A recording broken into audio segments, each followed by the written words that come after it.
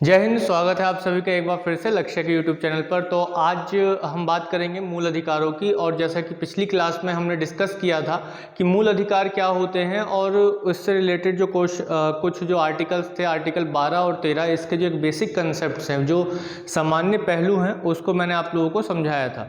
तो मैं समझता हूँ कि आप लोगों को अच्छे से समझ में आया होगा।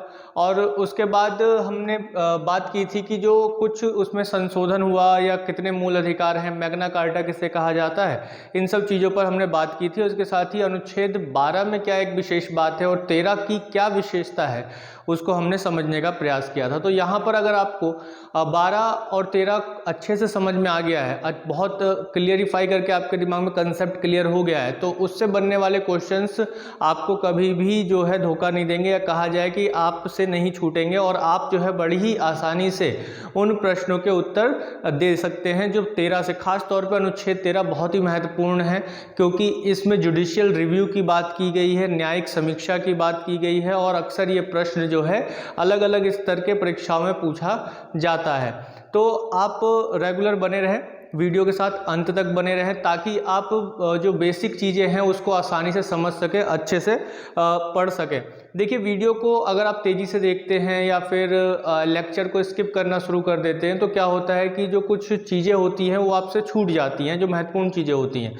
ये मैं इसलिए कह रहा हूँ कि कई ऐसे कैंडिडेट्स हैं या कई ऐसे व्यूअर्स हैं जिन्होंने मुझे बाद में क्वेश्चंस किया है, कमेंट किया है, या जिनके पास मेरा पर्सनल नंबर है, उन्होंने मुझे मैसेज किया है। और इसके अलावा ऐसे कई लोग, एक या दो नहीं है, ऐसे कई कैंडिडेट्स हैं, कई व्यूअर्स हैं जिन्होंने ऐसा किया है, और उन्होंने वो चीज़ें पूछी हैं जो मैं वीडियो में बता चुका हूं। और इसका कारण क्या रहा है? इसका कारण ये रहा है कि उन्होंने वीडियो को पूरा एक टाइम देकर, एक प्रॉपर टाइम देकर नहीं देखा है, बल्कि क्या किया है कि उसे स्किप करके देखा है, बार बार जो है स्किप का बटन प्रेस करके उन्होंने देखा है, जिसकी वजह से क्या हुआ है, कुछ चीज़ें छूट गई हैं। और फिर वही चीज़ें जब उनके सामने आती हैं, तो क्वेश्चंस के रूप में आती हैं, क्वेश्चन फॉर्म में आती हैं, तो क्या होता है कि वो उनके माइंड में आता है कि अब ये कहाँ से आ गया, है ना। जबकि मैं वो चीज़ें आप लोगों को वीडियो में बता, तो इसलिए मैं कहता हूँ कि एक टाइम दीजिए, एक प्रॉपर टाइम दीजिए और पूरा वीडियो देखिए। क्योंकि मैं या जो हमारी टीम है वो आपको पूरे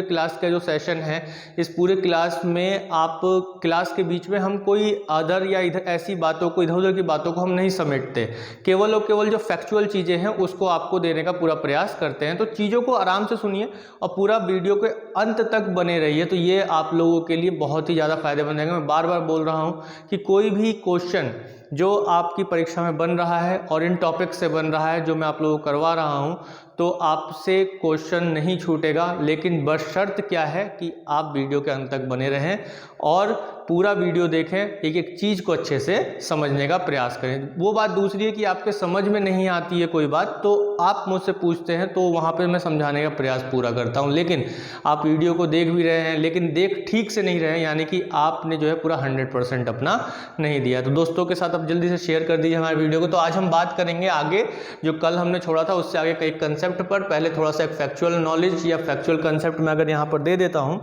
तो क्या दूँ कि यहाँ पर अगर मैं एक फैक्चुअल नॉलेज दूं कि जो विदेशी, और मैंने बताए थे कि जो नागरिक हैं और विदेशी हैं, उनके मूल अधिकार, यानी मैंने आप लोगों को बताया था कि जो मूल अधिकार होते हैं वो किसके होते हैं, व्यक्ति के मूल अधिकार होते हैं। और मैंने आप लोगों को बताया था व्यक्ति, और व्यक्ति में कौन कौन लोग आ जाते हैं, एक तो नागरिक हो जाते हैं। नागरिक जो है यानी कि जो हमारे देश के नागरिक हैं या किसी भी देश के जो नागरिक होंगे वो व्यक्ति की श्रेणी में ही आएंगे। और व्यक्ति एक वो होगा जो विदेशी होगा, यानी कि अगर हम व्यक्ति बोल रहे हैं तो वो देशी भी हो सकता है और विदेशी भी व्यक्ति हो सकता है। इस चीज़ को मैंने अच्छे से बताया। तो यहाँ पर मैंने बताया था कि जो मूल अधिकार, सभी मूल अधिकार किसके पास होंगे, तो जो नागरिक है ना, नागरिक के पास सभी मूल अधिकार होंगे। सभी मूल अधिकार जो है वो किसके पास होंगे, सभी मूल अधिकार नागरिक के पास ही होंगे। यानी इसके अलावा किसी और के पास जो है ये मूल अधिकार, सारे मूल अधिकार नहीं होंगे। मूल अधिकार होंगे और किसी के पास भी, जैसे विदेशी व्यक्ति है तो विदेशी व्यक्ति के पास भी मूल अधिकार होंगे, लेकिन नागरिक जो होगा उसके पास सभी मूल अधिकार होंगे। जैसा कि मैंने आपको पीछे बताया था जब मैंने आपको नागरिकता बताया था कि नागरिकता क्या है, एक ऐसा स्टेटस है जो कई अधिकारों का अधिकार रखता है। तो आप के सामने, या आप अगर कहीं के नागरिक हैं, किसी देश के नागरिक हैं, तो वहाँ की सभी अधिकार या वहाँ के जो राजनीतिक और सामाजिक अधिकार हैं, आर्थिक अधिकार हैं, वो आपको प्राप्त होते हैं। लेकिन वहीं अगर भारत में हम विदेशी नागरिक की बात करें, कोई विदेशी नागरिक है तो उसको कौन कौन से मूल अधिकार प्राप्त होंगे। तो जैसे कि अगर मैं यहाँ पर एक आर्टिकल्स लिख देता हूँ, जैसे कुछ अनुच्छेद जो हैं, जैसे अनुच्छेद 15, ठीक है, अनुच्छेद 15, 16, 19, 29 और 30, अनुच्छेद 15, 16, 19, 29 और 30, अनुच्छेद 15, 16, 19, 29 और 30, इन मूल अधिकारों को छोड़कर, इन अनुच्छेदों को छोड़कर बाकी अन्य जो अनुच्छेद हैं मूल अधिकार में, वे जो है विदेशी नागरिकों को भी प्राप्त हैं। ये वाले जो हैं ये मूल अधिकार केवल और केवल भारतीय नागरिकों को प्राप्त है, यानी जो नागरिक है उनको प्राप्त है। इसके साथ साथ अन्य मूल अधिकार तो नागरिकों को प्राप्त है ही हैं, 14, 15, 16, 17, यानी कह सकते हैं कि सभी मूल अधिकार जो हैं वो किसको प्राप्त हैं, नागरिकों को प्राप्त है। जबकि विदेशी को क्या प्राप्त है, 15, 16, विदेशी को क्या प्राप्त है, 15, 16, 19, 29 और 30 को छोड़कर जितने भी मूल अधिकार हैं वो सभी प्राप्त हैं। तो इनको छोड़कर, इन अनुच्छेदों को छोड़कर जो भी अन्य मूल अधिकार हैं, जैसे 14 हो गया है ना, फिर 17 हो जाता है, 18 हो जाता है, 20 से लेकर यहाँ पर 28 तक का जो है वो किसको प्राप्त होगा, विदेशियों को भी प्राप्त होगा। अनुच्छेद 32 वो विदेशियों को प्राप्त होगा। लेकिन ये जो हैं ये मूल अधिकार केवल नागरिकों को प्राप्त हैं, और उसके साथ साथ नागरिकों को सभी अधिकार तो हैं ही हैं, लेकिन ये अधिकार जो हैं केवल नागरिकों को प्राप्त है, विदेशियों को प्राप्त नहीं है। तो सिंपल सटीक, ज़्यादा लंबा चौड़ा चीज़ों को याद नहीं करना, रटना नहीं है, सिंपल ध्यान रखना है। 15, 16, 19, 29, 30, 15, 16, 19, 29, 30 जो अनुच्छेद है, इनको छोड़कर बाकी जितने मूल अधिकार हैं, जो भी फंडामेंटल राइट्स बताए गए, जो भी आर्टिकल्स बताए गए हैं, वो सभी आर्टिकल्स जो हैं आप किसको प्राप्त हैं, वो विदेशियों को प्राप्त हैं। ठीक है, तो ये जो अधिकार हैं इनको छोड़कर विदेशियों को फंडामेंटल राइट प्राप्त है। तो यहाँ पे आराम से एक टॉपिक हमारा हो जाता है सॉल्व। ज़्यादा उन आर्टिकल्स को रटने की जरूरत नहीं, कौन कौन से आर्टिकल्स इनको प्राप्त है कि आप रटें कि 14 प्राप्त है, फिर इनको छोड़ दें, फिर 17, 18 ऐसे करके प्राप्त है। तो उससे बढ़िया क्या है कि उन आर्टिकल्स को आप लोग ध्यान में रखिए जो उनको प्राप्त नहीं है, और वो कितने हैं, केवल 5 आर्टिकल्स ऐसे हैं इसमें 15, 16, 19, 29, 30 ये आ जाता है। तो इनको छोड़कर जो भी आर्टिकल्स हैं, जो भी अनुच्छेद हैं मूल अधिकारों में, वो विदेशियों को प्राप्त हैं, लेकिन नागरिकों को सभी प्राप्त हैं, यानी कि इंक्लूडिंग ये 15, 16, 19, 29, 30 ये सभी मूल अधिकार, और 14, 15 सभी जो है नागरिकों को प्राप्त है, जैसा कि मैंने आप लोगों को पहले बताया था। तो यहाँ तक मैं समझता हूँ कि ये क्लियरिफाई हो गया होगा, अंतर हो गया होगा कि जो नागरिक हैं, जो विदेशी हैं, उसमें किसको कौन से मूल अधिकार प्राप्त हैं। तो यहाँ पे आपको एक क्लियरिफाई हो गया होगा बड़े आराम से। तो चलिए आगे बढ़ते हैं। अब हम लोग आगे का जो कंसेप्ट है उसको देखते हैं। आगे का कंसेप्ट क्या है, अब हम बात करते हैं जो हमारे मूल अधिकार हैं, जो फंडामेंटल राइट्स हैं, उसकी अब हम बात कर लेते हैं। तो आज हम बात करेंगे प्रॉपरली, जैसा कि आप लोगों ने थंबनेल पर पढ़ा ही होगा, अनुच्छेद 14 से लेकर 18 तक। ठीक है, अनुच्छेद 14 से लेकर 18 तक बात करेंगे। तो हम लोग जानते हैं कि संविधान में, मैंने आप लोगों को बताया था कि वर्तमान में जो मूल अधिकार है, ठीक है, जो मूल अधिकार हैं वह कितने हैं, मूल अधिकारों की संख्या जो है वर्तमान में कितनी है, 6 है। 6 फंडामेंटल राइट्स हैं हमारे।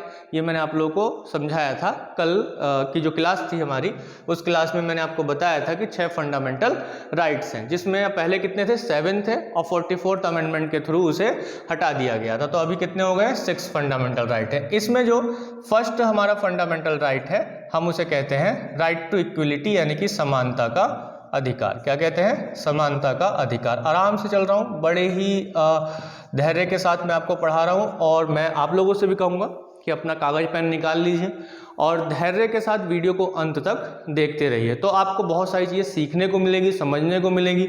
कोई भी प्रश्न ऐसा नहीं बचेगा अगर आपने एक एक सेकंड को देखा है, बड़े आराम से बातों को सुना है, समझा है, तो कोई भी प्रश्न आपके दिमाग में नहीं बचेगा। लेकिन ज़रूरत क्या है कि धैर्य होना चाहिए, और आप उस धैर्य के साथ अगर आप सुन रहे हैं, समझ रहे हैं, तो आपको चीज़ें सब कुछ सीखने को बहुत अच्छे से मिल जाएगी। तो समानता का अधिकार अगर हम बात करें तो इस संविधान में जो बताया गया है वो तो हम जानते ही हैं कि भाग 3 में है, और अनुच्छेद 14 से लेकर 18 तक समानता की बात की गई है। 12 और 13 मुख्य रूप से ये भाग 3 में कितने से कितने तक है, 12 से 35 तक आर्टिकल्स आते हैं। 12 और 13 मैंने आप लोगों को बताया था। 12 में क्या बताया गया है, राज्य की परिभाषा, और 13 में जो मूल जो कुछ विधियां हैं, जो कानून हैं, कौन से हमारे फंडामेंटल राइट्स के संगत है या असंगत है, उसके बारे में समझाया गया है। तो समानता का अधिकार जो कि अनुच्छेद 14 से 18 के बीच में बताया गया है। और अब हम जो बात करेंगे, अगर हम 14 से 18 के बीच की बात करेंगे तो केवल बात करेंगे किसकी, समानता की। हर एक आर्टिकल में 14, 15, 16, 17, 18 इसमें जो भी चीज़ें बताई गई हैं, जो भी बातें समझाई गई हैं, उन सभी बातों में बहुत ही अच्छे से इक्वलिटी को लाने की बात की गई है, यानी कि समाज में समानता को स्थापित करने की बात की गई। तो बहुत ही इंपॉर्टेंट टॉपिक चल रहा है और आपको ज़रूरी है कि इन चीज़ों को आप समझिए। तो यहाँ पे समानता को लाने के लिए जो ये आर्टिकल्स बताए गए हैं 14 से लेकर 18 तक, इसमें हर एक आर्टिकल में इक्वलिटी को लाने की बात की जाएगी, समानता को लाने की भी बात की जाएगी। तो इस बात को जो है आप बड़े आराम से समझ लीजिए, दिमाग में रख लीजिए, रटने की ज़रूरत नहीं है। अगर 14 से 18 तक बात हो रही है तो केवल समानता की बात हो रही है, और उसमें क्या स्पेसिफाई किया गया है, अलग अलग। तो जैसे कि अगर हम अनुच्छेद 14 की बात करें, किसकी, अनुच्छेद 14 की बात करें, तो अनुच्छेद 14 में जो बात बोली गई है वो दो बात बोली गई है कि विधि के समक्ष समता, विधि के समक्ष समता और विधियों का समान संरक्षण, समान संरक्षण, इक्वलिटी बिफोर लॉ और equality, equal protection of laws, equal protection of laws, यानी कि यहाँ पर विधियों बोला हुआ है। इस बात को क्लियरिफाई, देखिए जहाँ जहाँ मैं चीज़ों को समझाता हुआ बता रहा हूँ उस चीज़ को, यहाँ पे विधियों की बात की गई, लॉज की बात की गई है, और यहाँ पे केवल विधि की बात की गई है। इन दोनों में एक बेसिक अंतर है। पहली बात तो ये वाला जो कंसेप्ट है, ये क्या बताया गया है, इसमें जो अनुच्छेद 14 में जो बात बोली गई है वो ये बोली गई है कि राज्य भारत के राज्य क्षेत्र में किसी भी व्यक्ति के साथ विधि के समक्ष समता और विधियों के समान संरक्षण के बिना जो है भेदभाव नहीं करेगा या उससे वंचित नहीं करेगा। किसी भी व्यक्ति को विधि के समक्ष समता और विधियों के समान संरक्षण से वंचित नहीं करेगा, ऐसा बताया गया है। ठीक है, तो ये जो कंसेप्ट है ये लिया गया है कहाँ से, ये ब्रिटिश मूल का है। कहाँ का है, ब्रिटिश मूल का है, और ये अमेरिकी मूल का है। कहाँ का है, ये अमेरिकी मूल का है। तो जो ब्रिटिश मूल का ये कंसेप्ट है और वो जो कंसेप्ट है आपका वो अमेरिकी मूल का है, यानी कि विधियों के समक्ष समता और विधि के समान संरक्षण जो है ये अलग अलग इन कंसेप्ट से हमें देखने को मिलते हैं। इसी तरीके से अगर हम देखें तो जो ब्रिटिश मूल है और जो अमेरिकी मूल है इसमें एक छोटा सा अंतर है। जो विधि के समक्ष समता है ये अपने आप में एक चीज को समेटे हुए है। इसका जो कंसेप्ट है वो हमें मिलता है ब्रिटिश के एक न्यायविद हुए, एक कहा जाए जो कॉन्स्टिट्यूशन को, कानून को जानते थे अच्छे से, उनका नाम था A.B. डाइसी। A.B. डाइसी जो कि एक न्यायविद थे, उन्होंने एक किताब लिखी, एक किताब था उनका द कॉन्स्टिट्यूशन ऑफ इंग्लैंड। ठीक है, उनकी एक बुक थी the constitution of England. The constitution of England जो उन्होंने बुक लिखी उसमें एक कंसेप्ट दिया विधि का शासन, रूल ऑफ लॉ। क्या कंसेप्ट दिया उन्होंने, इसमें एक कंसेप्ट दिया विधि का शासन। तो ये प्रश्न जो है कई बार अलग अलग परीक्षाओं में पूछा गया है कि विधि का शासन किस अनुच्छेद के अंतर्गत है, तो अनुच्छेद 14 में ही जो है इसको बताया गया है जो भारतीय संविधान में। हालांकि एक आया कहाँ से, ब्रिटिश मूल से आया है। तो विधि का शासन, रूल ऑफ लॉ दिया है, तो रूल ऑफ लॉ का ही हिस्सा है विधि के समक्ष समता, जिसका कंसेप्ट, जिसका सिद्धांत किसने दिया था, A.B. डाइसी ने दिया था, जो कि ब्रिटिश मूल के एक न्यायविद थे। तो यहाँ पर विधि का शासन का मतलब होता है कि कोई भी व्यक्ति, दो बातें यहाँ पर, हालांकि इसके 3 सिद्धांत होते हैं विधि के शासन के, लेकिन भारत में जो अपनाया जाता है वो 2 कंसेप्ट को अपनाया जाता है। एक तो किसी व्यक्ति को तब तक दंडित नहीं किया जा सकता जब तक उसने क्या किया हो, विधि का उल्लंघन ना किया हो। ठीक है, विधि का उल्लंघन ना किया हो। और दूसरी बात बोली गई है कि जो लॉ है वो सुप्रीम है, कानून जो है सर्वोच्च है ना, कानून से ऊपर कुछ नहीं है। तो लॉ सुप्रीम है, कानून जो है सर्वोच्च है, इस बात को बोला गया। तो विधि का शासन का मतलब क्या हो गया, दो बातें हम यहाँ पर लेते हैं कि हालांकि 3 सिद्धांत हैं इसमें, लेकिन 2 सिद्धांत ही भारत में लिए गए हैं, भारत में चलते हैं। एक तो किसी व्यक्ति को तब तक दंड नहीं दिया जा सकता है जब तक कि उसने किसी विधि का उल्लंघन ना किया हो, ऐसा रूल ऑफ लॉ बताता है, ठीक है। दूसरी बात यह बताता है कि सर्वोच्च कौन है, वो कानून है। इसीलिए इसमें जो सिद्धांत आता है वो ये आता है कि किसी भी व्यक्ति को कोई विशेषाधिकार कानून के सामने नहीं दिया जाएगा।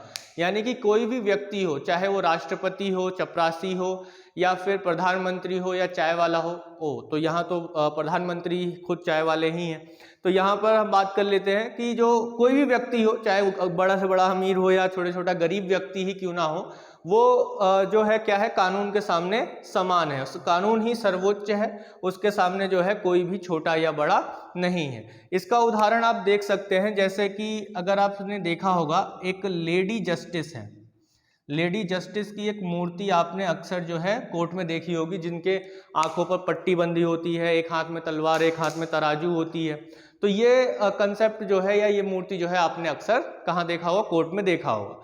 तो उसमें क्या मतलब है कि जो पट्टी बंधी हुई है उसका मतलब क्या है, पट्टी बंधी हुई उसका मतलब यह है कि भाई जो भी तुम मेरे सामने खड़े हो, मुझे नहीं पता कौन है, मेरी आंखें बंद है, मैं जो है सभी को एक समान दृष्टि से देखती हूँ, तो जो भी मेरे सामने आएगा वो सब मेरे लिए इक्वल है, इसीलिए आंखों पे वो पट्टी बांधी गई है ना। इसका मतलब ये नहीं कानून अंधा है, मतलब ऐसा कुछ नहीं, मतलब सभी को इक्वल यानी कि एक दृष्टि से देखने के लिए आंखों पर पट्टी बांधी गई है, ऐसा दिखाया गया। हाथ में जो तलवार है वो दंड का प्रतीक है, जो कि ये दिखाता है कि दंड है, और जो तराजू है वो क्या है, समानता को प्रदर्शित करता है। तो ये जो लेडी जस्टिस है ना, या इसे न्याय की देवी भी कहा जाता है, तो ये इसका एक प्रमुख उदाहरण है किसका, विधि के समक्ष समता का। ये एक तरीके से नकारात्मक भाव रखता है। नकारात्मक भाव क्यों रखता है, क्योंकि ये जो कहता है ये भेदभावपूर्ण तरीके नहीं होने चाहिए, इस बात की बात करता है। यानी कि जो जैसा व्यक्ति है वैसा कानून हो, ऐसा नहीं है, यानी कि सभी के लिए एक इक्वल तरीका हो, एक ही जैसे हो, वैसी बात की गई है। अगर हम इसे और थोड़ा सा समझने का प्रयास करें तो कुछ इस तरीके से समझ सकते हैं। जैसे अगर मैं इनको अलग अलग लिख के आपको बताऊं, जैसे कि विधि के समक्ष समता की अगर हम बात करें केवल, तो ये नकारात्मक भाव देते हैं। कैसे देते हैं, तो जो विधि के समक्ष समता है वो क्या बताता है, सबसे पहली बात तो ये बताता है कि सभी एक समान है, सभी एक समान है, और विशेषाधिकारों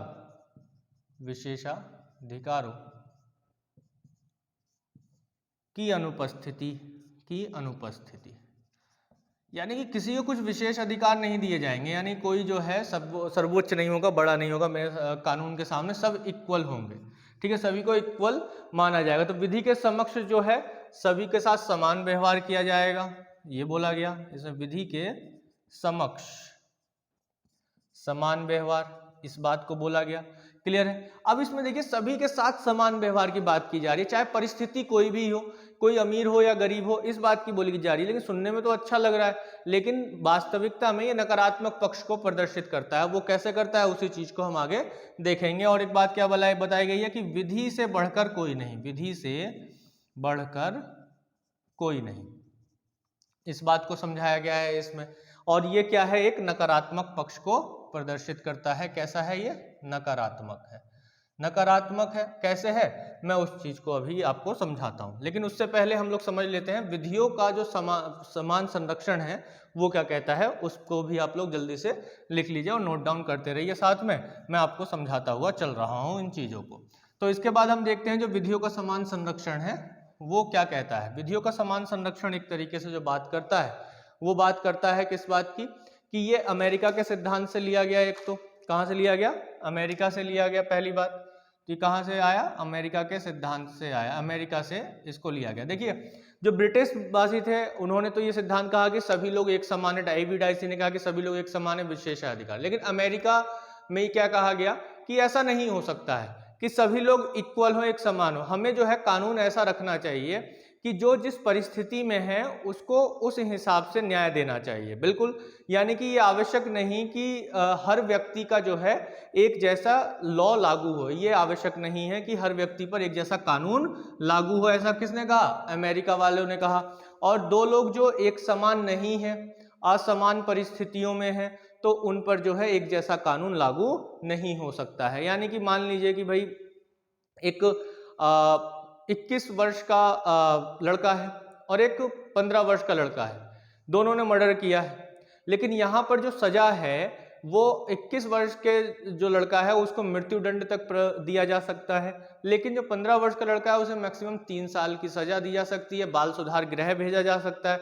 तो यहाँ पर जो परिस्थितियां हैं दोनों की अलग अलग है, कि हमने माना है कि 18 वर्ष से ऊपर के जो लोग हैं, जो व्यक्ति हैं, वो समझदार होते हैं, वो जो भी काम करते हैं वो अच्छे से समझ के करते हैं, लेकिन 18 वर्ष से कम आयु के जो बच्चे होते हैं, जो व्यक्ति होते हैं, वो बच्चे होते हैं, उनको क्या होता है, उनको बहलाया जा सकता है, फुसलाया जा सकता है, या भ्रम में रख के कार्य को करवाया जा सकता है। तो इसलिए जो है अमेरिका क्या कहता है, अमेरिका का जो विधियों के समान संरक्षण है उसमें क्या बोला गया है, विधियों का समान संरक्षण, यानी कि जो कानून है, विधियों बोला है, यहाँ पे विधि केवल शब्द नहीं बोला है, क्या बोला है, विधियों बोला है, यानी कि लॉज की बात की गई है कि जो जिस परिस्थिति में है उसके साथ उस रूप में वैसा व्यवहार किया जाना चाहिए। ऐसे एक और उदाहरण ले लिया जाए कि मान लीजिए कि एक अमीर है और एक गरीब व्यक्ति है, एक व्यक्ति की आय जो है मंथली 1 लाख रुपया है, एक व्यक्ति की आय जो है मंथली 5,000 रुपया है। तो किसी कारणवश उन पर जुर्माना लगता है दोनों पर। अब दोनों पर जुर्माना लगता है, वो जुर्माना लगता है एक व्यक्ति पर 50,000 रुपये, दोनों पर 50,000 रुपये का जुर्माना लगता है। लेकिन जो अमीर व्यक्ति है वो 50,000 रुपये देने में, यानी जिसकी इनकम मंथली 1 लाख रुपया है, वो 50,000 रुपये जुर्माना देने में सक्षम है।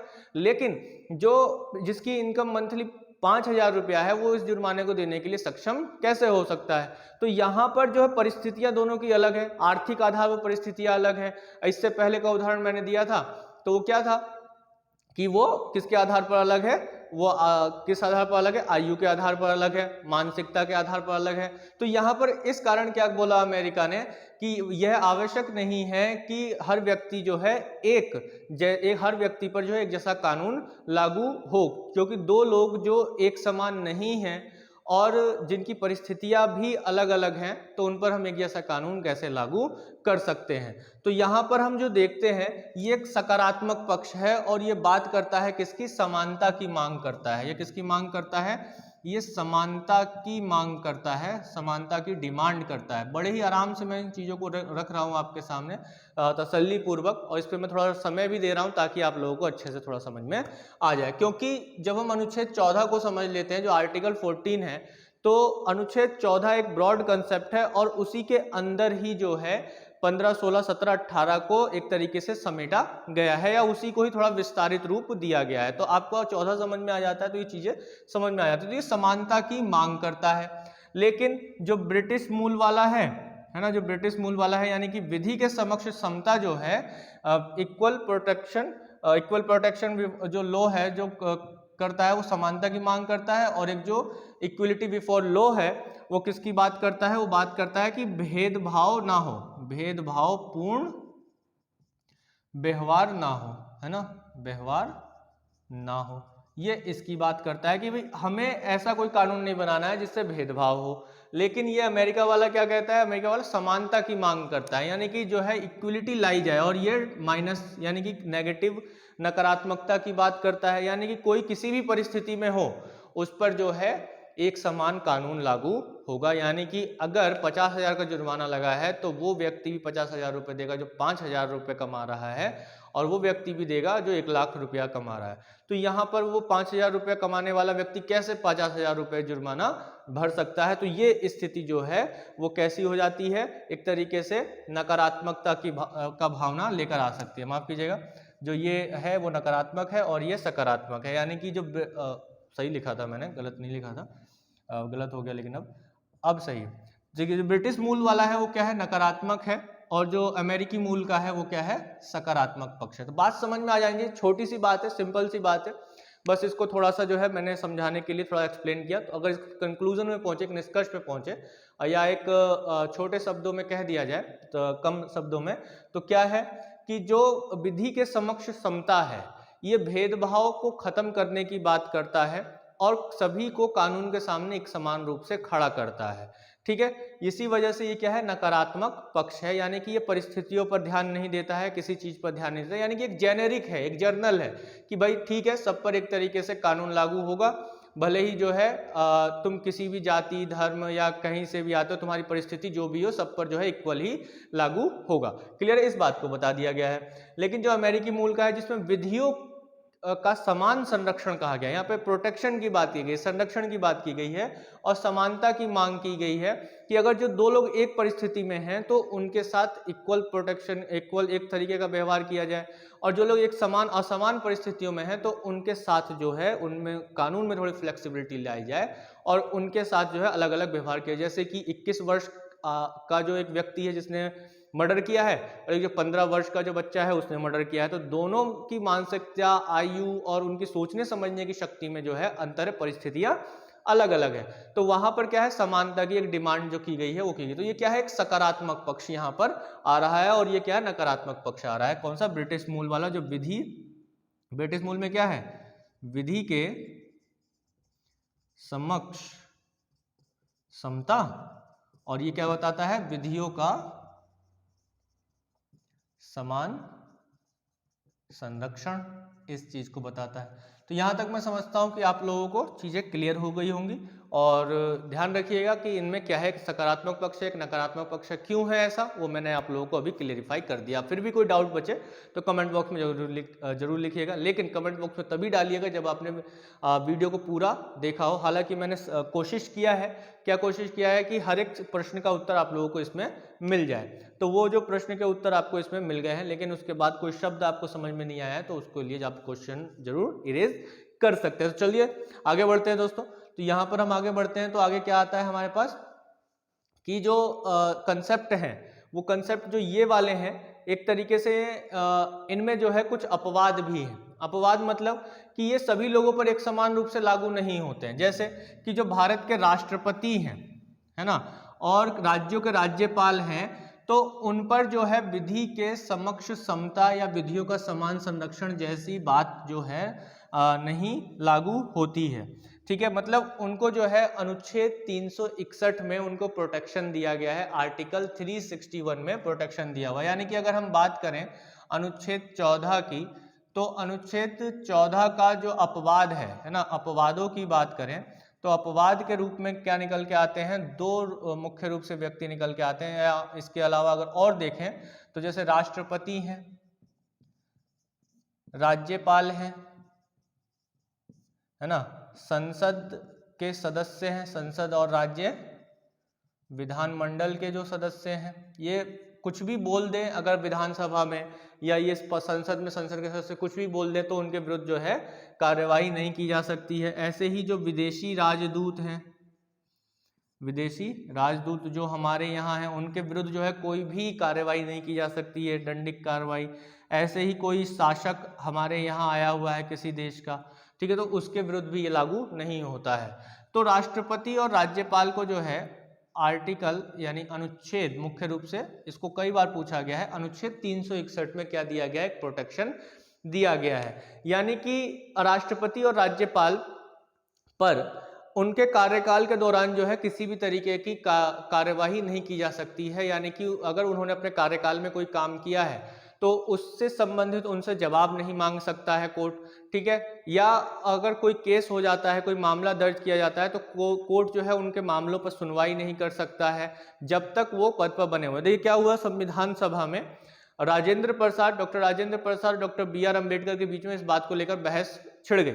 जब हमारी संविधान सभा ने राज्यपाल और राष्ट्रपति को ये प्रिविलेज दिया कि इन पर जो है कोई कार्रवाई नहीं होगी, तो डॉक्टर BR अम्बेडकर, भीमराव अम्बेडकर जो है इस बात को लेकर काफ़ी जो है उग्र हो गए, या कहा कि उन्होंने जो है काफ़ी इसका विरोध किया, और यहाँ पे काफ़ी बहस हुई दो लोगों के बीच में, डॉक्टर राजेंद्र प्रसाद और डॉक्टर BR अम्बेडकर के बीच में। और अंत में जो निकाला गया फैसला, वो क्या निकाला गया, वो ये निकाला गया कि जब तक अपने पद पर हैं, यानी कि अपने कार्यकाल में हैं, तब तक जो है कोर्ट में इन पर जो है कार्रवाई नहीं की जा सकती है, कोई भी तरीके का केस नहीं चलाया जा सकता है, कोई भी इनको सजा नहीं दी जा सकती है। अब खुद ही समझिए कि भाई राष्ट्रपति को 10 साल की सजा हो गई, तो माफ करने का हकदार किसको है? राष्ट्रपति तो खुद उस क्षमादान की शक्ति रखता है, वो कहेगा लो जी हम क्षमा हो गए, अपने आप को ही हमने क्षमा कर दिया, हम पे कोई भी केस वेस नहीं चला। तो यहां पर इस चीज से बचने के लिए क्या कहा गया कि जब तक कार्यकाल में है राज्यपाल जी, राष्ट्रपति जी, तो उनके विरुद्ध कोई भी काम नहीं, यानी कि कोर्ट में कोई भी केस नहीं किया जा सकता है। लेकिन जैसे ही पद से हटे तो कोर्ट कहेगा आ जाओ बेटा अब लाइन में, कि आ जाओ जरा अब तुम दिखाओ, देखो तुम्हारा जो पावर है राष्ट्रपति वाला तो गया, राज्यपाल वाला तो गया, अब तुम हो गए सामान्य नागरिक, अब तुम आ जाओ हमारे यहाँ कटघरे में खड़े हो जाओ, अब बताओ तुमने जो ये काम कांड किए हैं, ये क्या क्या कांड किए हैं और कैसे किए हैं, तो अब इसका जो है जल्दी से अब अपना अपना जो है चिट्ठा खोल दो। तो 361 में कुल मिला के इनको जो है प्रोटेक्शन दिया गया है। हालांकि अपवाद है किसका? अनुच्छेद 14 का, जो अनुच्छेद 14 क्या कहता है कि विधियों के समक्ष समता और विधियों का समान संरक्षण, यानी कि विधियों के यानी कानून के सामने सब लोग इक्वल हैं, ऐसी बात जो बोली गई है वो एक अपवाद का कारण है। ऐसे ही जो संसद है या जो विधानमंडल है उसके जो सदस्य होते हैं उन पर जो कार्यवाहियां होती हैं, या कहा जा सके वो जो संसद या पार्लियामेंट में जो काम करते हैं या कुछ बोलते हैं, तो उनके लिए जो है उनको किसी भी तरीके से दंडित नहीं किया जा सकता है। जो संसद है वो 105 में इसकी बात बोली गई है, और इसी तरीके से जो विधानमंडल है उसके बारे में, उसके सदस्यों के बारे में अनुच्छेद 194 में इस बात को बोला गया है। इसी तरीके से विदेशी राजदूत और जो शासक है उनको भी जो है उन पर भी किसी भी तरीके के कोर्ट की कार्यवाही को सुनिश्चित नहीं किया जा सकता है और नहीं दिखाया जा सकता है, या कोई भी कार्रवाई नहीं, दंडिक कार्रवाई नहीं चलाई जा सकती है। तो राष्ट्रपति और राज्यपाल वाला आप लोग ध्यान रखिएगा, क्योंकि ये महत्वपूर्ण है, अति महत्वपूर्ण है, मोस्ट इंपॉर्टेंट जिसे आप लोग कह सकते हैं। तो चलिए आगे बढ़ते हैं, अब आते हैं आर्टिकल 15 पर। तो यहाँ तक मुझे लगता है आप लोगों को अच्छे से समझ में आया होगा। अब फिर भी जो कोई कंसेप्ट रह जाता है तो उसको आप पूछिएगा जरूर, कोई भी पॉइंट रह जाता है तो उसको जरूर पूछिएगा, लेकिन पहले वीडियो से ही आंसर जानने की कोशिश कीजिएगा, जो क्लास है हमारी उससे ही आंसर जानने की कोशिश कीजिएगा। और जिन्होंने पिछली सारी वीडियोस को देखा है, मैं मानता हूं कि उनका स्टेप बाय स्टेप कॉन्स्टिट्यूशन बहुत ज़्यादा मजबूत हो जाएगा, और कोई भी परीक्षा वो दे लें उनको असफलता हासिल नहीं होगी, सफलता ही मिलने वाली है इससे बनने वाले प्रश्नों पर। तो चलिए अनुच्छेद 15, जो अनुच्छेद 15 है ये क्या कहता है? अनुच्छेद 15 जो है कुछ आधारों पर विभेद को प्रतिषेध करता है, यानी कुछ आधारों पर क्या करता है? कुछ आधारों पर विभेद का प्रतिषेध, है ना, यानी कि कुछ आधार ऐसे बताए गए हैं जिस पर जो है आप भेदभाव नहीं कर सकते। आधार क्या बताए गए हैं? कुछ जो आधार बताए गए हैं, जैसे केवल धर्म, जाति, लिंग, जन्म स्थान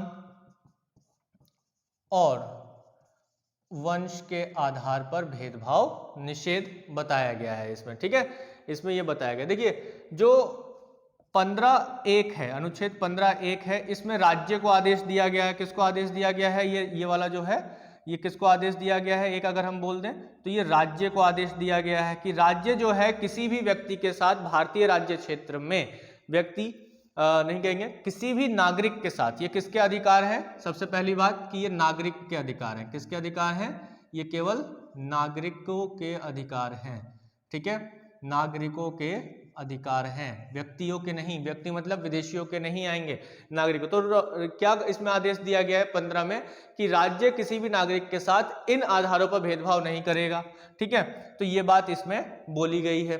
और इसमें दूसरी बात जो बोली गई है, यानी कि 15(2) जो बोला गया है, इसमें यही बात बोली गई है, लेकिन इसमें क्या किया गया है? राज्य, है ना, प्लस नागरिक, इन दोनों को जो है आदेश दिया गया है कि कुछ आधारों पर, है ना, कुछ आधार, अब आप लोग समझ सकते हैं कुछ आधार अगर मैं लिख रहा हूं तो मतलब ये आधार जो है, कुछ आधारों पर किसी भी व्यक्ति के साथ किसी भी सार्वजनिक स्थल पर, किसी भी मंदिर में जाने से, या किसी भी जो भी कुआं है, तालाब है, वहां से पानी भरने में, यानी किसी भी सरकारी कार्यालय में जाने से कोई नहीं रोक सकता है, या उनसे किसी भी तरीके से भेदभाव नहीं। राज्य तो नहीं करेगा, साथ में उसके साथ साथ नागरिकों को भी आदेश दिया गया है कि अगर नागरिक कोई दूसरे व्यक्ति के साथ इन आधारों पर भेदभाव करता है तो उसके लिए दंड के प्रावधान किए गए हैं। तो इसमें इस चीज को बताया गया। तो दो बातें तो इसमें बताई गई हैं। और इसमें एक बात और बताई गई है जो आर्टिकल 15(3) में है। आर्टिकल 15(3) में जो है कुछ विशेष उपबंधों की बात की गई है। विशेष उपबंध मतलब जो महिलाएं हैं और बच्चे हैं उनके लिए राज्य जो है कुछ विशेष उपबंध कर सकता है ताकि वो आगे बढ़ सके। तो यहाँ पर जो है आर्टिकल 15(2) अब एक का जो अपवाद है वो क्या है, आर्टिकल 15(3). आर्टिकल 15(3) जो है इसका अपवाद है, अनुच्छेद 15(3) जो है इसका अपवाद है। अपवाद कैसे है कि ये तो दो तो कह रहा है कि भाई किसी के साथ कुछ आधारों पर इन आधारों पर भेदभाव नहीं किया जाएगा, लेकिन यहां पर आर्टिकल 15(3) क्या कह दे रहा है, ये पॉजिटिव वे में है। किस वे में, पॉजिटिव वे में, सकारात्मक वे में है कि महिलाओं को जो है कुछ विशेष उपबंध कर सकता है, कुछ विशेष आरक्षण दे सकता है कौन, सरकार जो है, और बच्चों के लिए, महिलाओं और बच्चों के लिए कुछ विशेष प्रावधान कर सकता है, ये आर्टिकल 15(3) बोलता है। लेकिन ये किसमें, पॉजिटिव वे में है ना। पॉजिटिव वे में अगर है ऐसा कुछ तो उसको हम गलत नहीं कहेंगे, उसको सही कहेंगे, क्योंकि हम सभी जानते हैं कि भारतीय समाज में महिलाओं की जो स्थिति है वो प्राचीन काल से ही बहुत ही दयनीय रही है और आज भी हम देखते हैं कि भारत के दूर दराज क्षेत्रों में महिलाओं की स्थिति उसी प्रकार दयनीय बनी हुई है। तो उनको आगे बढ़ाने के लिए, एडवांसमेंट देने के लिए क्या किया गया है कि महिलाओं को जो है 15(3) में कुछ संरक्षण प्रदान किया गया है। इसी तरीके से अगर देखा जाए तो मुख्य रूप से इसको 15 को तो 1, 2, 3 हो गया, फिर इसके बाद 4 और 5 दो पार्ट, यानी कि टोटल 5 पार्ट्स में डिवाइड किया गया है। और जो 4 है उसमें जो बात की गई है, उसमें बात की गई है कुछ आरक्षण को लेकर, या कहा जाए कि कुछ सीटों के या स्कूलों में या कॉलेजों में जो है सीटों को लेकर आरक्षण की बात की गई है। जैसे कि अगर मैं यहाँ पे बात करूँ अनुच्छेद 15(4) की, तो अनुच्छेद 15(4) में क्या बताया गया है कि ओबीसी, एससी और एसटी है ना, यानी कि जो सामाजिक और शैक्षणिक, सामाजिक और शैक्षणिक रूप से क्या है, पिछड़े हैं, है ना, सामाजिक और शैक्षणिक रूप से पिछड़े हैं, उनको क्या मिलेगा, उनको जो है कुछ विशेष उपबंध किया गया है। क्लियर है, उनके लिए क्या किया गया है, एक विशेष उपबंध किया गया है। सामाजिक और शैक्षणिक पिछड़े वर्गों के लिए विशेष उपबंध किया गया है। तो यहाँ पर देखिए आरक्षण जो स्थिति है वो हमारे यहाँ, हमारे देश में दो रूपों में देखा जाता है। एक आरक्षण तो उस तरीके से कि एक व्यक्ति जिसको नहीं मिलता है वो इसको बेकार कहता है, बुरा कहता है, लेकिन एक व्यक्ति जो जिसको मिलता है उसके लिए बहुत अच्छा है। तो ये अपने आप में एक बहुत बड़ी डिबेट है, बहुत बड़ी जो है चर्चा बनी रहती है, आपस में लोग आरक्षण को लेकर लड़ते भी रहते हैं और यहाँ पे हम देखते हैं कि बड़े पैमाने पे बहुत सी घटनाएं भी घटित होती हुई हमने देखी हैं।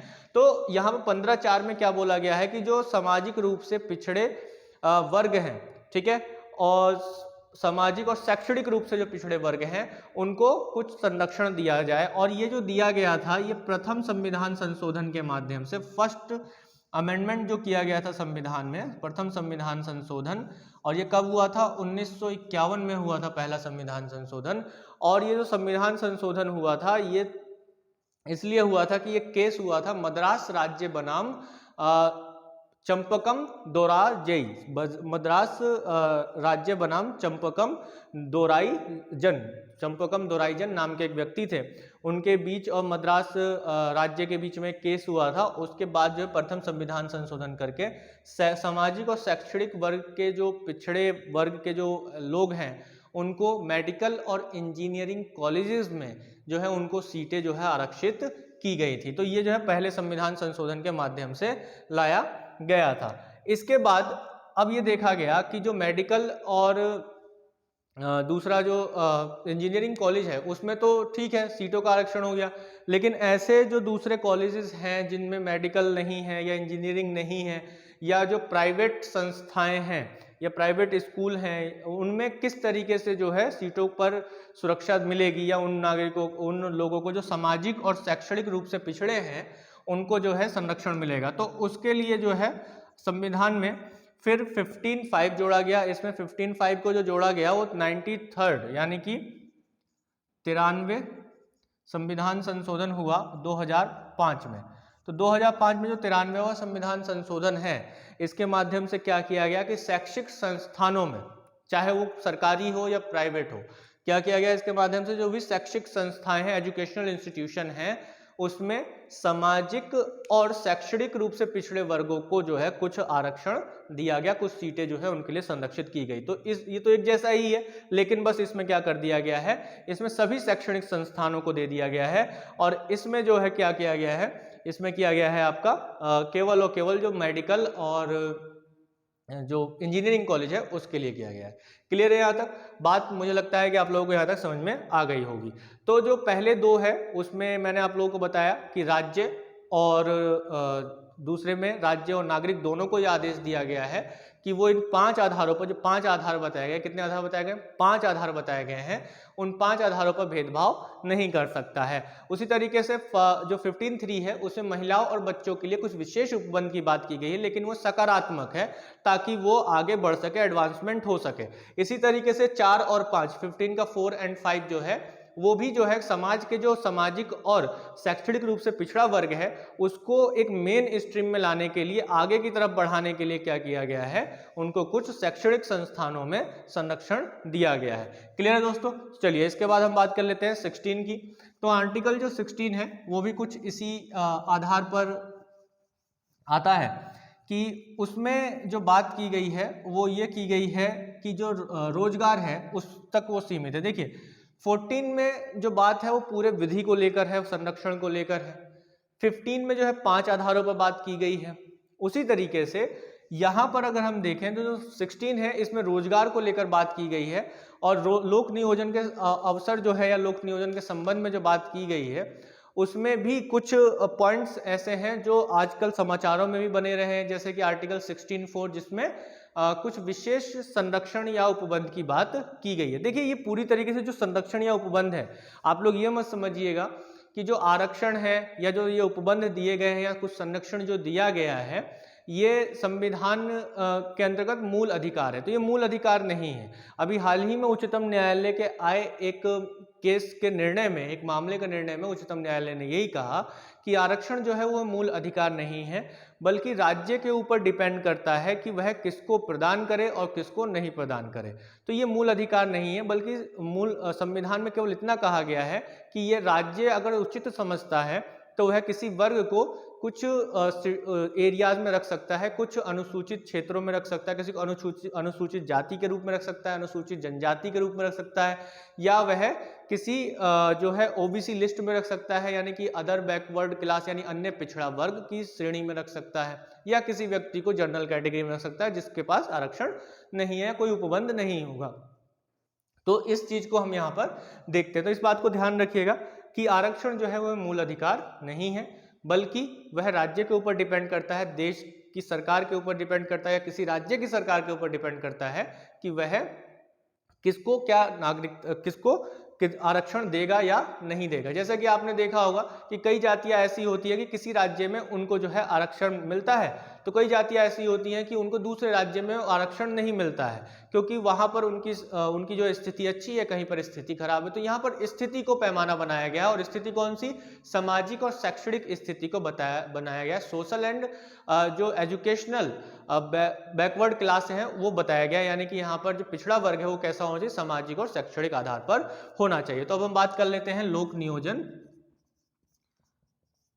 नियोजन की बात कर लेते हैं। तो जो लोक नियोजन के विषय में क्या किया गया है, अवसर की समता, है ना, अवसर की समता की बात की गई है, जो कि किस में की गई है, अवसर की समता, जो कि आर्टिकल अनुच्छेद 16 में इस चीज को बताया गया है, आर्टिकल 16 में इस चीज को बताया गया है। तो आर्टिकल 16 जो है वो यही कहता है कि सभी व्यक्तियों को समान रूप से यह अधिकार है, या देश के जो नागरिक हैं उनको ये अधिकार है, नागरिकों को ये अधिकार है। देखिए ये भी किसके लिए? नागरिकों के लिए। तो नागरिकों को ये अधिकार है कि वह क्या करें कि उनको जो है रोजगार पाने का, यानी सरकारी जो वैकेंसी यानी राज्य के अधीन, यानी कि जो भी स्टेट के अंडर आने वाली जॉब्स हैं उसमें सभी को एक समान अवसर मिलेगा, किसके लिए?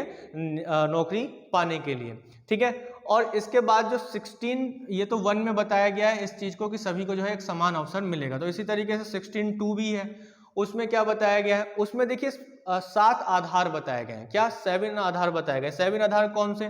5 आधार तो वो हैं जो आपके किसमें है, आर्टिकल 15 में है। आर्टिकल 15 में कौन कौन से 5 आधार मैंने बताए थे, केवल धर्म, जाति, लिंग, जन्म स्थान और वंश के आधार पर उस चीज को बताया गया है यहाँ पर, ठीक है, उस चीज को 15 में बताया गया। दो और इसमें चीजें जोड़ दी गई थी, एक तो जो दो और चीजें क्या जोड़ी गई, वंश क्रम और निवास के आधार पर। तो यहाँ पे वंश क्रम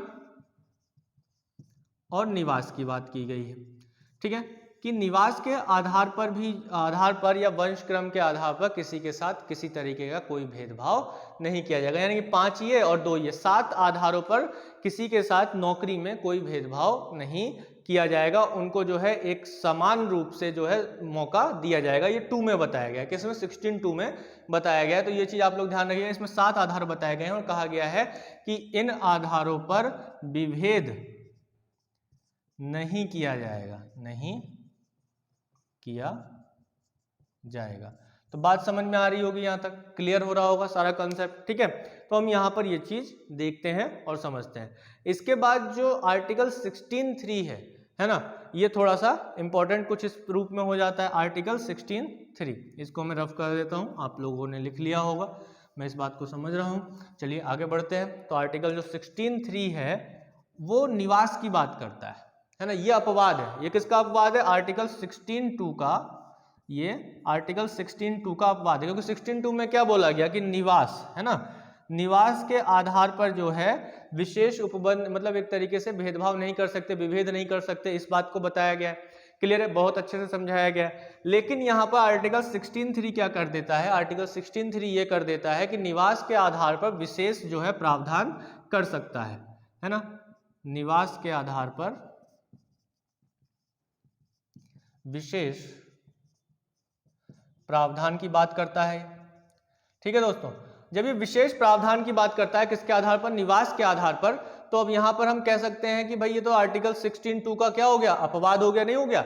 अभी जो अपवाद हो गया है तो ये क्यों हुआ है, इसका कारण क्या है। देखिए क्या होता है कि हमारे कई ऐसे क्षेत्र हैं, ऐसे कई इलाके हैं जो डेवलप्ड नहीं है। अगर हम बात करें छत्तीसगढ़ की, ये पूरा छत्तीसगढ़ है, छत्तीसगढ़ का एक एरिया, ये वाला क्षेत्र जो है क्या है, अनडेवलप्ड एरिया है। यानी कि कहा जाए कि ये मान लीजिए कि बस्तर वाला इलाका है, बस्तर है या दांतेवाड़ा है। तो जो दांतेवाड़ा है या बस्तर है, ये जो क्षेत्र है, ये दोनों क्षेत्र एक तरीके से अनडेवलप्ड है, या ये मुख्य रूप से नक्सलाइट एरियाज हैं, और ये क्षेत्र अंडर डेवलपमेंट है, यानी कि इनका विकास नहीं हुआ है। यहाँ पर अभी भी लोग जो है पुरानी पद्धतियों पर जीवन जी रहे हैं। तो अब वहाँ के लोगों को मेन स्ट्रीम में लाने के लिए, सरकारी नौकरियों में स्थान देने के लिए, कि मुख्य रूप से अगर छत्तीसगढ़ में कोई वैकेंसी निकलती है या केंद्र सरकार कोई वैकेंसी निकालती है, तो वो स्पष्ट रूप से लिख देती है कि इस क्षेत्र के लोगों के लिए, छत्तीसगढ़ में क्या लिख लेती है कि यहाँ के निवासियों के लिए इतनी सीटें आरक्षित होंगी। तो ऐसे ही आप देखते होंगे कि अलग अलग राज्य में जब सीटें निकलती हैं, तो आजकल काफी ट्रेंड चला है कि अगर किसी राज्य में कोई सीट निकल रही है, कोई वैकेंसी निकल रही है, तो वहाँ की जो राज्य सरकार है वो अपने यहाँ के नागरिकों के लिए क्या कर देती है, सीट को रिजर्व कर देती है। तो वैसे ही कुछ प्रावधान जो है यहाँ पर किया गया। तो आर्टिकल 16(3) में इस चीज को बोला गया। जो मुद्दा है अब वो जो करंट अफेयर्स में अक्सर बना रहता है, वो आपका आर्टिकल 16(4) को लेकर है, जो कि मुख्य रूप से आरक्षण से जुड़ा हुआ है। हालांकि जैसा कि मैंने आपको पहले ही एक बात स्पष्ट कर दी कि आरक्षण मूल अधिकार नहीं है, बल्कि यह पूरी तरीके से डिपेंड करता है राज्य पर कि राज्य किसको देगा या नहीं देगा, या फिर राज्य उसे जो है खत्म कर देगा। राज्य का मतलब मैं पहले ही बता चुका हूँ अनुच्छेद 12 में। जिन लोगों को नहीं पता है वो हमारी पिछली क्लास को जरूर देख लें। पिछली क्लास की जो वीडियो है, रिकॉर्डेड वीडियो है, यूट्यूब पे पड़ी हुई है, यूट्यूब पे डाली जा चुकी है। जो आप प्लेलिस्ट में जाके इंडियन पॉलिटी को देखेंगे तो उसमें आपको स्पष्ट रूप से थंबनेल पर दिख जाएगा कि मूल अधिकार क्या है, और समझें अनुच्छेद 12 और 13। इसलिए मैंने अलग से इन दोनों को समझाया है क्योंकि ये बहुत ज़्यादा महत्वपूर्ण है। तो राज्य जो 16(4) में बोलता है, वो क्या बोलता है कि राज्य सामाजिक और शैक्षणिक रूप से पिछड़े वर्गों के लिए कुछ विशेष उपबंध कर सकता है। ये क्या बोला गया, 4 में बोला गया। यानी कि किस पर है, ये राज्य के ऊपर है। यानी कि संविधान नहीं कहता है कि भाई तुम्हें जो है करना ही करना है। ये यहाँ पर एक मूल अधिकार नहीं है, फंडामेंटल राइट्स नहीं है। क्या, आरक्षण।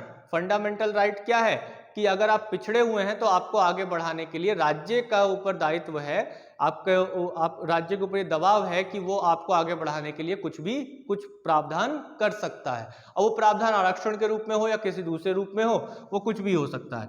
तो यहाँ पर अनुच्छेद 16(4) में जो है इस चीज को बताया गया है। तो सामाजिक और शैक्षणिक रूप से जो पिछड़े हैं उनको जो है पहली उसमें जो शर्त रखी गई है वो क्या रखी गई है, एक शर्त पहली कि एक तो सामाजिक, किनको मिलेगा, सामाजिक और जो पिछड़े वर्ग, सामाजिक और शैक्षणिक,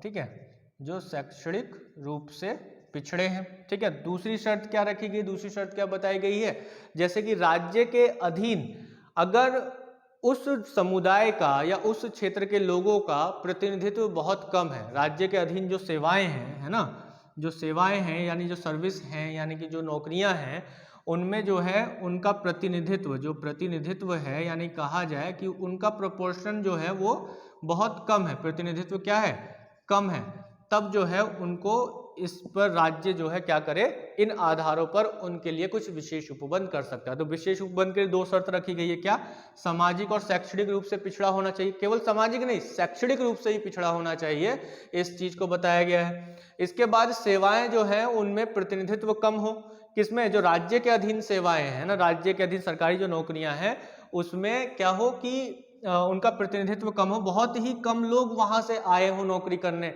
यानी कि एक का दुक्का लोग ही हो वहां पर। तो इसके लिए क्या किया गया कि यहाँ पर ये दूसरी शर्त रखी गई कि अगर प्रतिनिधित्व कम है तो जो है उनको सीटों में आरक्षण दिया जाए, ताकि उनका भी एक रेशियो आ सके, यानी कि सभी को एक समान रूप से मौका मिल सके। तो उसके लिए तो अब देख रहे हैं यहाँ पे, अब क्या समझ में आ रहा है आप लोगों को, ये पॉजिटिव टर्म के रूप में लिया गया है, ना कि नेगेटिव रूप में। और ये पूरी तरीके से डिपेंड करता है राज्य के ऊपर, सरकार के ऊपर, कि वो ये देखे कि कौन सा वर्ग पिछड़ा हुआ है या कौन सा वर्ग जो है वो आगे निकल गया है, जो आगे पिछड़ा हुआ था वो आगे निकल गया है, उसको हटाकर अब उसकी जगह पर उस वर्ग को रखना चाहिए जो पिछड़ा हुआ है। तो इस तरीके का काम करने के लिए जो बोला गया है वो राज्य को बोला गया और राज्य के ऊपर डिपेंड करता है। तो यहाँ से क्या पता चलता है कि मूल अधिकार जो है वो, मूल अधिकार में जो है आरक्षण जो है फंडामेंटल मूल अधिकार नहीं है, एक तरीके से आरक्षण नहीं है। तो राज्य जो है कुछ यहाँ पर विशेष उपबंध कर सकता है, इनके लिए कौन कर सकता है, राज्य कर सकता है, राज्य के ऊपर डिपेंड करता है। किसी संविधान में इस चीज को आरक्षण की व्याख्या नहीं की गई है। तो इस कंसेप्ट को समझाया गया है इसमें। तो अब यहाँ पे एक प्रश्न उठता है, और एक प्रश्न कई बार उठा भी है, आप लोगों ने मंडल आयोग के बारे में सुना होगा, और इसके बाद इंदिरा साहनी केस के बारे में सुना होगा। तो ये जो केस है या मंडल आयोग है ये क्या था, इसमें इसके लिए जो शुरुआत की जो पृष्ठभूमि बनती है उसको थोड़ा सा हम लोग समझ लेते हैं, ठीक है। तो जो समझने का प्रयास करते हैं तो हम देखते हैं कि एक प्रश्न उठता है आगे चल के कि जब हम यहाँ पर पिछड़ा वर्ग कर रहे हैं, या कई बार शब्द आ रहा है पिछड़ा वर्ग ये है, पिछड़ा वर्ग है, तो पिछड़ा वर्ग कौन है, इस चीज का डिसीजन कैसे लिया जाए, है ना। तो एक प्रश्न क्या बनता है, सर हमें ये देखने को मिलता है कि पिछड़ा, जो हम काफी देर से बोल रहे हैं पिछड़ा वर्ग, तो पिछड़ा वर्ग कौन होगा, इसको लेकर जो है एक प्रश्न उठा। तो अब इसके समाधान के लिए क्या किया गया कि पहली एक ये इस बात को आइडेंटिफाई करने के लिए कि पिछड़ा कौन होगा, इस चीज के लिए क्या किया गया कि सबसे पहले प्रथम पिछड़ा वर्ग आयोग का गठन किया गया, पिछड़ा वर्ग आयोग का गठन किया गया, जिसकी अध्यक्षता की काका कालेकर ने, ठीक है। तो कालेकर आयोग के नाम से भी ये जाना जाता है, लेकिन इनके द्वारा की गई जो अनुशंसा थी उसको राष्ट्रपति ने खारिज कर दिया, उन्हें नहीं माना। इसके बाद जनता पार्टी की सरकार आती है, कब, 1979 में, और इसके जो प्रधानमंत्री हैं इस समय मोरारजी देसाई, उन्होंने क्या किया कि बीपी मंडल की अध्यक्षता में सेकंड बैकवर्ड क्लास कमीशन, या कहा जाए कि पिछड़ा वर्ग आयोग, द्वितीय पिछड़ा वर्ग आयोग का गठन किया। तो जो बीपी मंडल हैं उन्होंने अपनी रिपोर्ट जो है कब प्रस्तुत की, 1980 में अपनी रिपोर्ट को प्रस्तुत किया। और इस मंडल का जो काम था, इसका उद्देश्य क्या था, इसका उद्देश्य था कि सामाजिक और शैक्षणिक सामाजिक और शैक्षणिक रूप से जो पिछड़ा वर्ग था उस वर्ग की पहचान करना, है ना। सामाजिक और शैक्षणिक रूप से जो पिछड़ा वर्ग था उसकी पहचान करना इसका जो है उद्देश्य था। तो 1980 में इसने रिपोर्ट प्रस्तुत की और 1980 में जो इसने रिपोर्ट प्रस्तुत की उसमें 3743 ऐसी जातियों को आइडेंटिफाई किया जो कैसी थी, सामाजिक और शैक्षणिक रूप से पिछड़ी हुई थी, सामाजिक और शैक्षणिक रूप से पिछड़ी हुई थी, तो उसको ये आइडेंटिफाई किया। फिर इसके बाद इन जातियों को आगे बढ़ाने के लिए या कहा जाए कि मेन स्ट्रीम में लाने के लिए जो है 27% आरक्षण की व्यवस्था की अनुशंसा जो है बीपी मंडल या मंडल आयोग ने किया। ठीक है, मंडल आयोग ने इसकी व्यवस्था का यानी कितने प्रतिशत का 27% का कोटा देने का जो व्यवस्था है किसने किया, अनुशंसा किसने की, बीपी मंडल ने की। इसके बाद इस मंडल की अनुशंसा को 1990 में एक सरकार बनती है बीपी सिंह की सरकार। तो प्रधानमंत्री बीपी सिंह की सरकार जो है 1990 में 27% का जो कोटा का अनुशंसा बीपी मंडल आयोग ने किया उसको लागू कर दिया गया। फिर इसके बाद एक केस आता है इसमें जिसको हम देखते हैं कि यहाँ पे पिछड़ा कौन है। इस बात को हमने यहाँ पे जान लिया कि इसको आइडेंटिफाई करने के लिए कौन सा मंडल बनाया गया था, बीपी मंडल बनाया गया था 1979 में, जिसने अपनी रिपोर्ट 1980 में प्रस्तुत की। और इसमें जो उसने बताया कि भारत में कुल 3743 ऐसी जातियां हैं जो पिछड़ा वर्ग में आती हैं। किस रूप में, सामाजिक और शैक्षणिक रूप में जो है पिछड़े वर्ग में आती हैं। और ये उस समय लगभग भारत की 52% आबादी थी। तो अब इस चीज को देखा गया और फिर इसके बाद एक केस आता है कोर्ट में जिसे Indira Sahni versus union of India 1992 कहा जाता है, यानी कि इंदिरा साहनी बनाम भारतीय संघ। तो अब यहां पर इस केस में निर्णय देते हुए सुप्रीम कोर्ट ने 3 बातों को कहा कि 27% का जो आरक्षण है, जो महत्वपूर्ण बात बोली वो मैं आपको बता देता हूं, 27% का आरक्षण जो है वो बिल्कुल सही है, ये सुप्रीम कोर्ट ने बोला। और ये कहा कि ये जो 27% का आरक्षण है वह केवल अपॉइंटमेंट तक रहेगा, यानी कि नियुक्ति तक रहेगा, ना कि प्रमोशन तक रहेगा। ठीक है, ना कि प्रमोशन तक। ठीक है, प्रमोशन तक नहीं रहेगा, यानी कि प्रमोशन में आप जो है आरक्षण नहीं दे सकते, केवल किस में दे सकते हैं, नियुक्तियों में दे सकते हैं। ये बात सुप्रीम कोर्ट ने बोली इस केस में। फिर इसके बाद बोला कि जो आरक्षण होगा वो कुल 50% होगा। कुल में मतलब जो ओबीसी हैं, एससी हैं और एसटी है और एससी है, इन तीनों का जो होगा टोटल आरक्षण वो 50%, इन तीनों को ही मिलाकर 50% से ऊपर आरक्षण नहीं जाएगा, ऐसा कोर्ट ने बोला। कोर्ट ने ये 3 प्रमुख बातों को बताया। अब इसके बाद जब कोर्ट ने ये कहा कि नियुक्ति में प्रमोशन नहीं मिलेगा, केवल किस में मिलेगा, अपॉइंटमेंट में मिलेगा, तो इसके बाद संसद ने, पार्लियामेंट ने क्या किया, पार्लियामेंट ने, संसद ने एक संशोधन किया जो कि 77th कॉन्स्टिट्यूशनल अमेंडमेंट था, संशोधन था। और ये कब किया उसने, संशोधन 1995 में किया, 1995 में यह संशोधन किया, 1995 में ये संशोधन किया। और इस संशोधन के माध्यम से संविधान में क्या जोड़ दिया गया, 16(4) जो है उसमें एक और क्लॉज जोड़ दिया गया, ए 16(4)(a) क्लॉज को जोड़ दिया गया या क को जोड़ दिया गया, जिसमें क्या कर दिया गया कि जो एससी और एसटी वर्ग है उनको जो है प्रमोशन में भी आरक्षण दे दिया गया, यानी कि पदोन्नति में भी आरक्षण प्रदान कर दिया गया। किसमें, 16(4) क में, जो 77वां संविधान संशोधन है उसके माध्यम से संसद ने ऐसा कर दिया। तो इसको लेकर काफी विवाद वगैरह भी चले और काफी चीजें भी आगे बढ़े।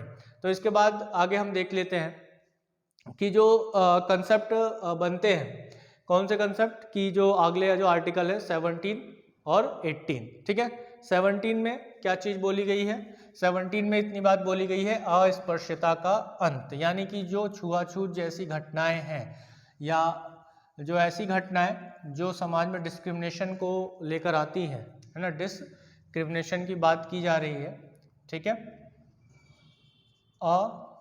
अस्पृश्यता का अंत, तो जो अस्पृश्यता का अंत है वो किस में है? अनुच्छेद 17 में। तो आर्टिकल 17 में बताया गया, यानी कि अस्पृश्यता, किसी भी तरीके की जो छुआछूत जैसी जो भावनाएं हैं, है ना, यानी कि ऊंची जातियां, निम्न जातियां हैं, इन चीज़ों को ख़त्म करने की बात इसमें की गई है।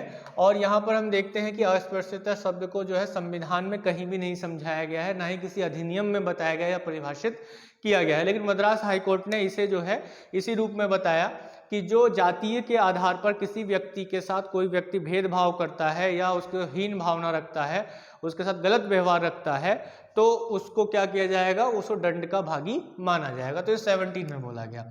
उपाधियों का अंत,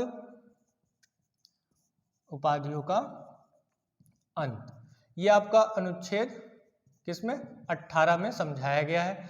उपाधियां यानी जो कुछ टाइटल, ब्रिटिश काल में कुछ लोगों को टाइटल्स दिए जाते थे, कुछ उपाधियां दी जाती थी, जैसे राय बहादुर की उपाधि है, महाराजा धीराज की उपाधि है, महाराज की उपाधि है, राजा की उपाधि है, दीवान साहब की उपाधि है, नाइटहुड की उपाधि है, ऐसी कई उपाधियां दी जाती थी। और ये उपाधियां क्या होती थी? वंशानुगत होती थी, यानी कि उनके बेटे, अगर राय बहादुर है तो राय बहादुर का बेटा क्या होगा? राय बहादुर होगा। तो इस तरीके से समाज में एक इनइक्वलिटी बनी हुई थी, पद को लेकर, पदवी को लेकर क्या बनी हुई थी? इनइक्वलिटी बनी हुई थी, जिसको खत्म करने के लिए हमारे संविधान निर्माताओं ने क्या किया? उपाधियों का अंत किया। केवल 2 उपाधियों को छोड़कर, सेना और विद्या के क्षेत्र में प्रदान की जाने वाली उपाधियों को क्षेत्र का, क्योंकि हम जानते हैं कि ये जो उपाधियां हैं ये मुख्य रूप से अर्जित की जाती है, यानी कि कमाई जाती है, कहीं वंश के रूप में या वंशानुगत रूप से प्राप्त नहीं की जाती। इसके साथ ही एक और बात अनुच्छेद 18 में ये बताया गया है कि जो भारतीय नागरिक होंगे, जो नागरिक हैं हमारे, वह कोई विदेशी उपाधि नहीं लेंगे, ठीक है। विदेशी उपाधि प्राप्त नहीं कर सकते हैं। जब तक नहीं कर सकते हैं तब तक, जब तक कि राष्ट्रपति जो है उन्हें अनुमति ना दे दे। बिना राष्ट्रपति की अनुमति के किसी हमारे भारतीय नागरिक को कोई विदेशी शक्ति या फिर कोई दूसरा देश हमें कोई उपाधि देना चाहता है, तो वह उपाधि तब तक नहीं प्राप्त कर सकते हैं हम लोग जब तक कि राष्ट्रपति जी उसकी अनुमति ना दे दें, राष्ट्रपति जब तक हाँ ना कह दे। ऐसे ही कोई विदेशी व्यक्ति जो हमारी सरकार में काम कर रहा है, उसको भी अगर कोई नागरिक, किसी तरीके की कोई देश उसे उपाधि से सम्मानित करना चाहता है, तो उसको भी पहले हमारे यहाँ के राष्ट्रपति से अनुमति लेनी होगी, उसके बाद ही वह अनुच्छेद क्या कर सकता है? किसी उपाधि को हासिल कर सकता है। तो अनुच्छेद 18 में क्या बताया गया है? उपाधियों का अंत बताया गया है। तो हमने यहाँ पे देखा कि अनुच्छेद 14 से लेकर 18 तक जो बातें हैं वो स्पष्ट और बहुत ही बारीकी से मैंने एक शब्द को अच्छे से समझाते हुए आप लोगों को बताया है। और इसमें हमने समानता को देखा है, जैसा कि मैंने शुरू में ही बताया था कि अगर हम 14 से 18 तक की बात करेंगे तो समानता को लेकर बात करेंगे, और वो जो समानता है वो किस किस तरीके से आएगी वो मैंने आप लोगों को बहुत ही सही से और एक तरीके से उन तरीकों से बताने की कोशिश की है जहाँ से आपका कोई भी प्रश्न नहीं छूटे। तो मैं मानता हूं कि अगर आपने वीडियो को पूरा देखा है तो आपके मन में कोई प्रश्न नहीं बचेगा। अगर कोई प्रश्न बचता है तो कमेंट बॉक्स में जरूर डालिएगा, लेकिन पहले वीडियो को अच्छे से सुनिएगा, समझिएगा, उसको नोट डाउन कीजिएगा, तब उसके बाद अब आपके माइंड में क्वेश्चन बनता है तब आप क्वेश्चन क्रिएट कीजिएगा। ऐसे नहीं कि आप आधी अधूरी क्लास करें और फिर उसके बाद क्वेश्चन क्रिएट करें, तो इससे क्या होता है कि आपका भी समय जाता है, मेरा भी समय जाता है। तो इसीलिए पहले जो क्लास में चीज़ें कराई गई हैं उसको अच्छे से पढ़िए, समझिए। अगर उसके बाद भी नहीं समझ में आता है तब क्वेश्चन इरेज कीजिए, क्वेश्चन क्रिएट कीजिए, और उस क्वेश्चन का आंसर देने के लिए मैं यहाँ पे खड़ा ही हूँ। तो वीडियो को अंत तक देखने के लिए एक बार फिर से बहुत बहुत धन्यवाद। वीडियो के साथ लगातार बने रहें, क्लासेस के साथ लगातार बने रहें, ताकि आप अपने लक्ष्य को प्राप्त कर सकें। और अपने दोस्तों में शेयर जरूर करें हमारे वीडियोस को, ताकि हमारा मनोबल बढ़े, और मनोबल भी तभी बढ़ेगा जब आप सब्सक्राइब करेंगे, और हमारा मनोबल बढ़ेगा तो आपके सामने ऐसे ही वीडियोज़, अच्छी से अच्छी वीडियोज़ आती रहेंगी, और ऐसे ही नॉलेजेबल वीडियोज़ आती रहेंगी जो आपके किसी भी कॉम्पिटिटिव एग्जाम्स को क्रैक करने में बहुत ही सहायक होगी। धन्यवाद। जय हिंद।